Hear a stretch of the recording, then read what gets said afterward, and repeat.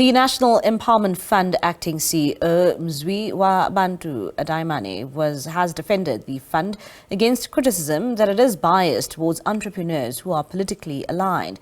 In a sit-down interview with SABC News Economics reporter Liabo Setho, Dayimani shared his views on the reputation of the fund as well as the impact the economy has on the entrepreneurship landscape and other issues. Mr. Thank you so much for your time. Firstly, let's take the opportunity to remind our viewers about who the National Empowerment Fund is and how it seeks to help entrepreneurs. Okay, so the NEF is a development finance institution. We finance broad-based black economic empowerment transactions. So we are a transformation funder. We provide finance and non-financial support.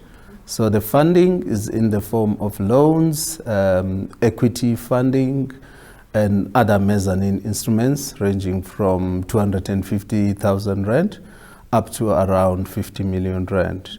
So tell us about the number of businesses that you have funded since the existence of the fund. How many of those have you funded so far?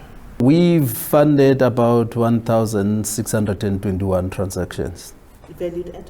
Valued at 14.5 billion rand. You sit on the auspices of the DTIC, and obviously one would think that you get funding probably from them to be able to fund other entrepreneurs. Are you satisfied with the amount of money that has been given to you so you can disperse to the entrepreneurs, or do you think that the funding allocation could be better? So we don't necessarily get annual allocations. We were initially funded about 20 years ago for 2.3 billion rand by the DTIC. That's the money that we have invested, that we recoup back from our investees, and we actually circulate it. So we've run a number of special projects together with our shareholder ministry, including Economic Recovery Fund, if I can use that as an example. Yeah. If you recall, during the riots and unrest that took place in KZN and Gauteng, we ran a program there. So we've got special programs like that. Are we satisfied? I would say we are content, but what I can say is that with more resources, we can do more. How much more resources do you need? Wow, $1 million question. So, to give you a sense, currently we invest between R1 billion and 1.5 billion rand a year. I would say for starters, we could double that, and I think over the next 3 years, we could incrementally increase it up to a point where we can triple it over the next 3 to 5 years per annum. Mr. Dayimani, what is your thought process with regards to the fact that a lot of entrepreneurs talk about how there isn't enough funding in the country? You are one of those who disperse funding, yet entrepreneurs sit time and time again and talk about how there is lack of funding. Where do you think the disconnect is? Interesting question. During the Black Industrialist Conference last year, a survey was conducted to check what is the major challenge that entrepreneurs and SMEs are facing. Interestingly, funding was not at the top of that list. At the top of the list was the access to markets and also the opportunities for the businesses. So for as long as people have got access to the opportunities and the networks, and they can come up with concepts and be linked with the people that will give them the chance, then there is more chance that we'll have more successful entrepreneurs. Funding is one of the key elements. It needs to be made available, which is why it's important for DFIs like ourselves that we keep on assisting entrepreneurs as they develop, because entrepreneurship is a journey. So they grow over time, and they also grow in terms of their markets and the opportunities. As that happens, we must be there to hold their hands so that they can actually solve the funding challenge. I'm actually happy that you talk about interventions that you employ as a National Empowerment Fund, because speaking to the many entrepreneurs that I so often do, the reputation that the National Empowerment Fund has among the entrepreneurship ecosystem is not the best one. Many complaining about the amount of time it takes or turnaround time it takes for the fund to come back Others saying by the time you come back to them, the dream or the business is already dead. I have in fact asked some of them to send some voice notes so I could play them to you and you could hear for yourself what their concerns are. Let's listen to some of them. I did 3 applications to NEF for fund. It's a couple of years ago, maybe 3, 4 years ago. The process was very tedious. It took almost 24 months for them to come back to you with the final answer, and they had allocated a wrong personnel to the application. The person didn't seem to understand what he was talking about. He didn't read the business plan. He didn't understand the financial models that I presented to him. So I think they need to improve or change the process or allocate more competent people that could look at the business plan. And in NEF, it only benefits some people who are connected and number of foreigners. National Empowerment Fund, they'll give you certain rules with first startup and all that. When they first start up and they expect you to have a financial statement in 5 years, what the bull is that? So it's just a failed project in National Empowerment Fund. Obviously, we're not out to make sure that the NEF gets the worst rap, because there are businesses that you have funded that are quite happy with your services. However, I'd like us for now to focus on those that are unhappy with how they have been served over the years or even in the near term, the service they have gotten from the National Empowerment Fund, and what you have to say to those entrepreneurs. We need to strike a balance. Right. There are thousands of applications that we fund. We fund almost 200 applications on an annual basis. Okay. We are limited in terms of the resources, but I can guarantee you that the resources that we have in each year, we fully deploy them. Unfortunately, in that process, you will have unhappy people, because some of the people might have businesses that actually stack up, but the resources might not be sufficient to cover everybody. But we try to assess every opportunity within reasonable time. We try to make sure, I think one of your messages is saying the person was declined 3 times.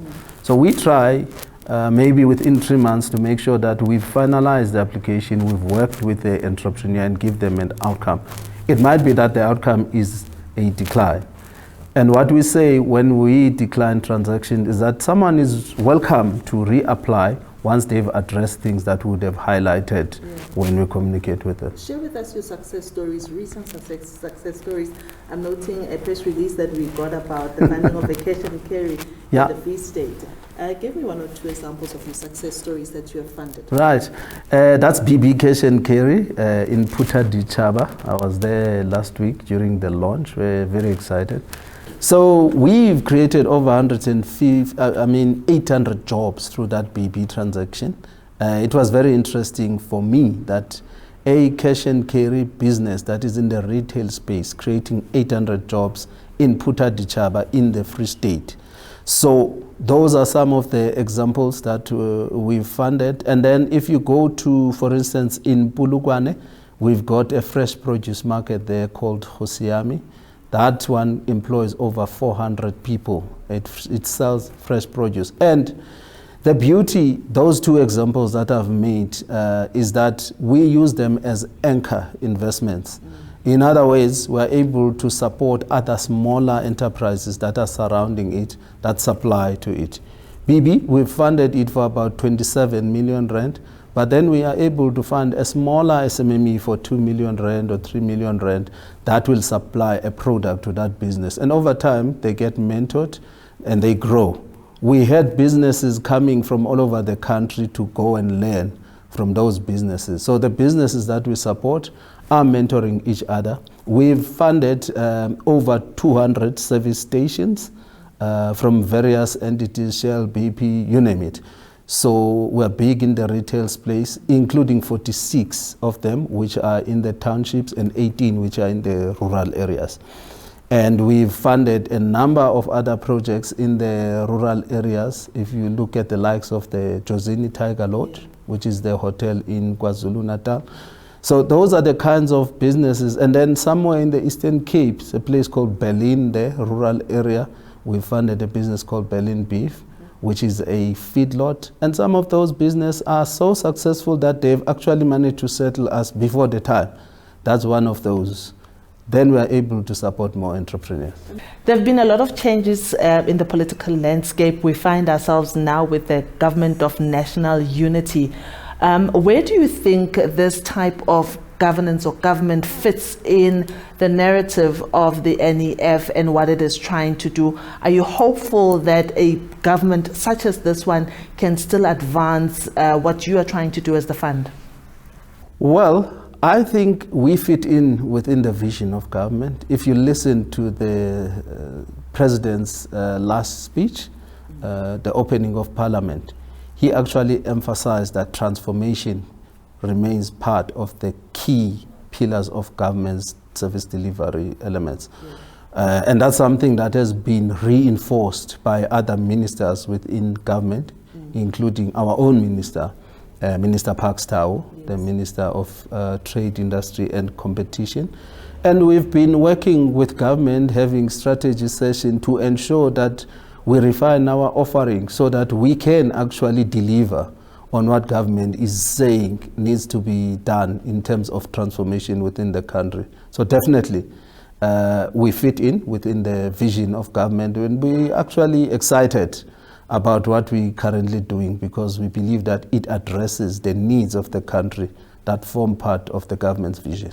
Speaking of excitement, entrepreneurs are so excited about the National Enterprise Amendment Bill that was signed into law recently, especially the part where they say that there's going to be an establishment of an ombuds office, which is something that is really, really needed within the SME community. What are your thoughts with regards to that? We welcome it. We think that the way it's been amended is very progressive. There is a need for an input because entrepreneurs are facing many challenges, maybe from funding, from government, from their clients. So at least now there will be a legislated forum where they can actually voice their concerns that will investigate those and actually issue some forms of rulings that will assist to ensure that we unlock the challenges faced by entrepreneurs. So we're very excited about that bill. I've been in conversation with Mziwabantu Dayimani. He's the acting CEO at the National Empowerment Fund. He's been giving us his view about a range of things that relates to how they fund entrepreneurs, things that they think they're doing right and what they certainly can be doing better.